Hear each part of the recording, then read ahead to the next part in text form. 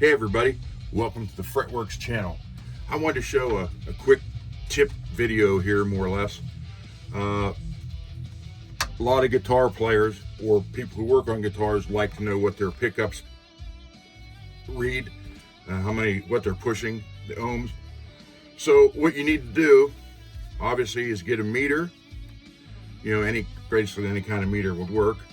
And then you have a couple choices. You can either check them before you mount them in the guitar, which would be actually the easiest, or you can have them mounted in the guitar and then you got to flip it over, take the back cavity cover off, and then go inside that way and do it there. Or what some people do, now this is not actually how it's working, but you get the idea. Somehow they will attach alligator clips on here. Obviously that's not correct, just for example. And then what they'll do is plug a cord into the guitar and then attach the clips to the cord and read it that way. That's all fine and dandy, but you got extra stuff. So here's what you do. Go to Harbor Freight and pick up an $8 meter, okay? Set it down, take the original cords that come with it, cut those off right at the base, right there. Buy yourself a input jack, plug, and then solder it to the wires.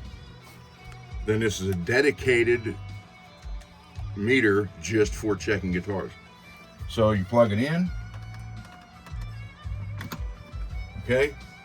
This is the Seymour Duncan Slug. Very, very high output. And that is a Dimebucker bridge pickup in the neck. I know it sounds weird, but you'll see why. So turn this down. Oh, well, sorry. Turn that down. And then got it plugged in. I turn that up. So on 16, or on the Dimebucker, we're putting out 16.3. I know most neck pickups are anywhere between 4 to 8, usually in that 6 range. In the middle, we're going 12, okay? As you can see right there. Now here it is. The Slug, 43.9. So I had to go with this because if you went from the Slug to the neck with the regular neck pickup, it was like you shut the volume off.